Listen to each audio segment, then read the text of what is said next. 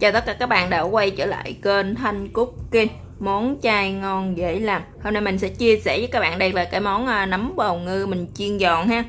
Đó các bạn. Mình ăn với lại xoài xanh ha. Thì cái nấm cái vỏ ngoài thì nó giòn nha các bạn. Nó giòn vừa ăn ha. Kết hợp với lại xoài ha thì nó hơi chua chua nè.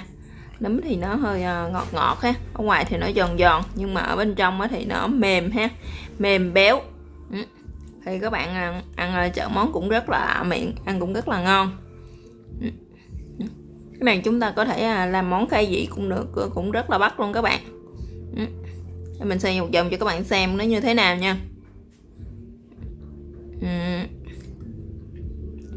Và các bạn muốn biết mình làm như thế nào thì mời tất cả các bạn sẽ vào bếp làm cùng mình nha. Mời các bạn.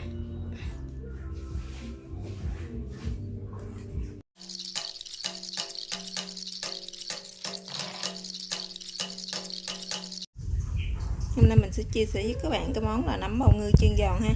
Thì trước tiên thì chúng ta sẽ có đây là 300g nấm bào ngư các bạn. Là 300g nấm bào ngư. Mình sử dụng nấm bào ngư xám ha. Thì tiếp theo thì mình sẽ có đây là một bịch bột chiên giòn ha. Này các bạn. Lại một trái chanh ha. Tiếp theo thì mình sẽ có đây là ớt, em xin lỗi các bạn ha, muối, có đây là muối. Và tiếp đó thì sẽ là đây là hạt niêm ha, và một muỗng cà phê hạt niêm, nửa muỗng cà phê tiêu, với lại 1/4 muỗng cà phê bột ngọt nha các bạn. Giờ mời các bạn sẽ vô bếp làm cùng mình nha.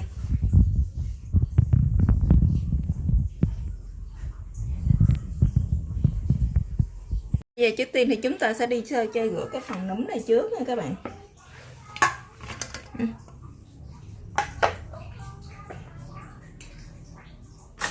Rồi bây giờ mình sẽ cho muối vào đây ha.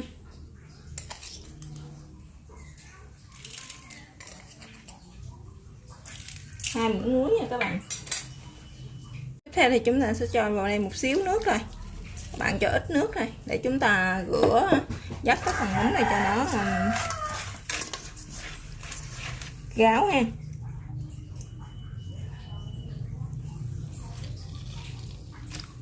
Các bạn bóp nó như này, dắt cho nó ráo nước các bạn, để mình khử cái mùi hôi của nấm á, với lại những cái tạp chất của nấm luôn ha.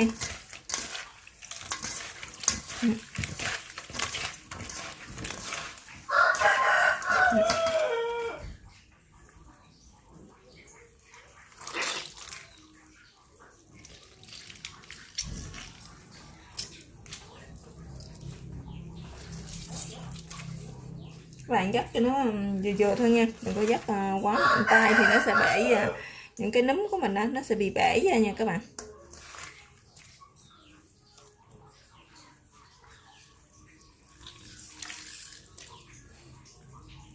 Bể nát quá thì nó sẽ không ngon.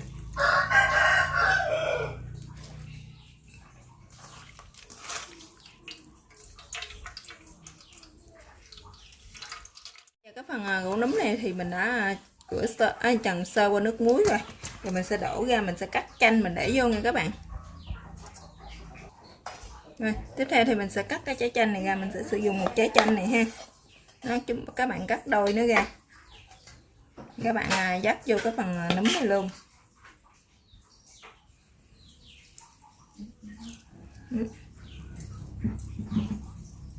Mình dắt vô vậy các bạn, đặng mà mình khử cái mùi nấm này nè, nó bớt cái mùi hăng của nấm đi ha.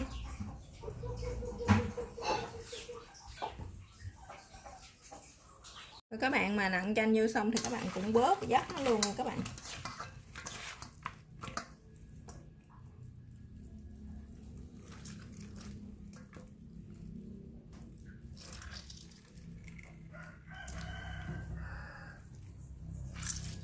Chúng ta làm như thế này xong á thì chúng ta sẽ rửa lại với nước lạnh ha.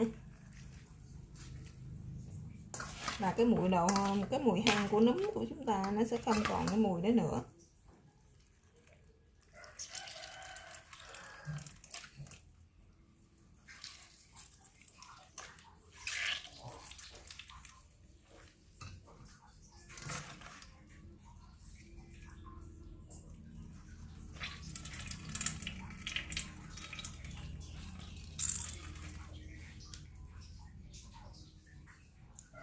Bây giờ mình sẽ đổ lại thau mình để rửa với lại nước lạnh lại ha. Các bạn rửa lại 2-3 nước ha, cho cái phần nấm của mình nó hết cái độ chua của chanh nha các bạn. Và các bạn cũng sẽ chắc cho nó ráo gì luôn ha. Mà các bạn nhớ dắt nhẹ nhẹ tay thôi nha, để những cái nấm của mình nó sẽ bể bế.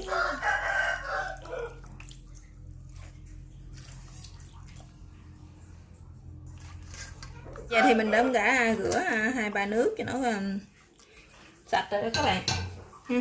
Giờ chúng ta sẽ trộn bột vô nha. Và cái cây nấm của mình nó đã khô quá, mình dắt nó khô, nó tơi ra như thế này nè các bạn.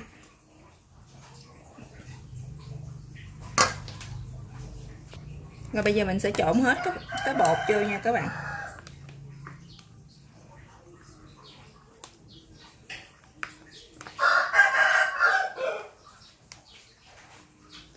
Các bạn trộn từ từ vô ha.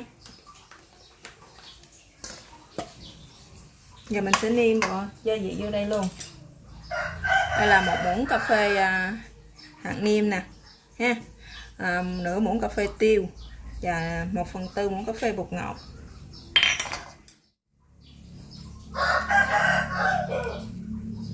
Một 1/4 muỗng muối nha các bạn.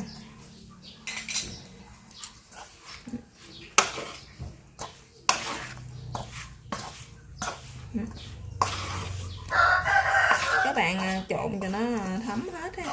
Thì cái này thì mình chỉ sử dụng 2 phần của cái bịch bột chiên giòn thôi. Cái bịch bột này thì nó là 150g nha các bạn, thì mình sử dụng 100g thôi, còn 50g mình sẽ chừa lại. Mình sử dụng nó không có hết rồi các bạn. Bạn trộn cho nó đều, cho nó thấm hết cái phần bột vô trong nấm của mình nha. Rồi chúng ta sẽ đem đi chiên.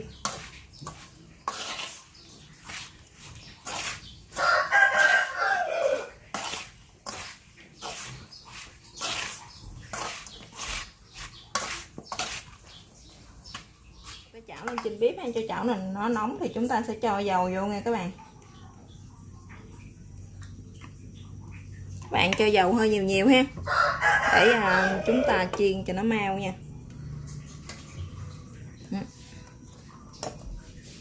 Các bạn thấy dầu của mình nó cũng đã nóng lên rồi nè các bạn. Giờ chúng ta sẽ chiên từ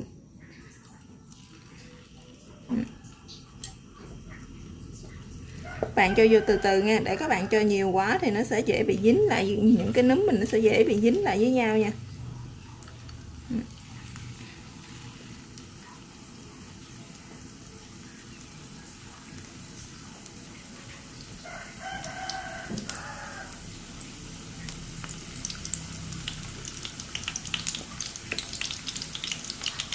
Các bạn chiên từ từ như vậy cho đến hết những cái cây nấm của mình nha các bạn.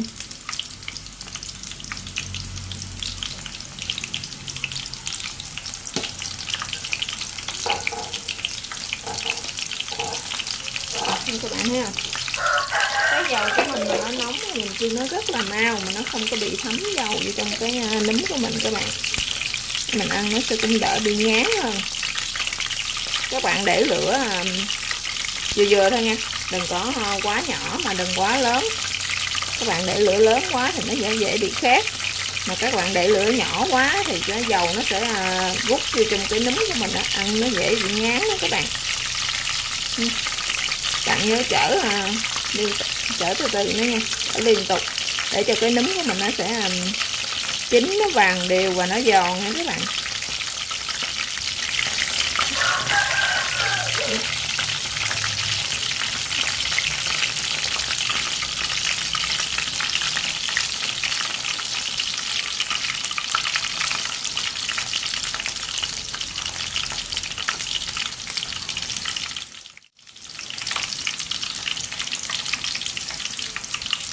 Các bạn thấy không? Nó hơi vàng rồi đó các bạn.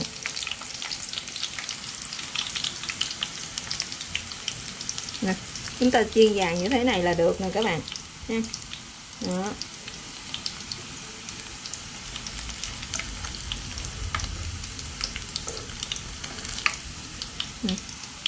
Chúng ta chiên hơi hơi vàng như thế này là được rồi đó các bạn, đừng có để cho nó vàng quá.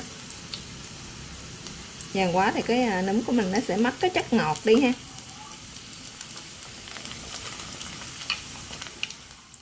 Rồi thì bây giờ mình đã nãy giờ mình đã chiên xong rồi nè các bạn thấy không, những cái nấm của mình ở này thì nó không có bị nát ha. Cái giờ vị của nó thì rất là giòn các bạn, ở ngoài thì nó giòn ha, bên trong nó mềm ngọt ha. Nhưng mà nó rất là vừa ăn nha đó, các bạn thấy không. Giờ thì chúng ta sẽ kết hợp với lại xoài xanh nha các bạn đó. Xoài xanh thì chúng ta sẽ cho nó ra dĩa nè. Các bạn chắc từ từ những cái xoài xanh các bạn có thể bào ra nhuyễn ha, hoặc là các bạn có thể xoài xanh ấy thì mình đã bào sợi ra sẵn rồi đó các bạn. Bây giờ mình sẽ để núm lên nha. Khi nào chúng ta ăn thì ta gấp một ít núm ha, một ít xoài xanh, ăn cũng rất là bắt luôn các bạn. Nó thì các bạn cứ chắc từ từ lên. Thì mình chắc cho nó đẹp mắt một xíu á, thì chúng ta ăn nó sẽ ngon hơn ha các bạn. Giờ nó cũng bắt mắt hơn ha. Thì các bạn cứ chắc lên. Núm thì nó ở ngoài thì nó giòn ha, ở trong thì nó mềm ngọt, kết hợp với xoài thì nó hơi chua chua nè, ăn cũng rất là lạ miệng. Và cảm ơn các bạn đã theo dõi video của mình. Chào các bạn và hẹn gặp lại các bạn trong các video tiếp theo ha.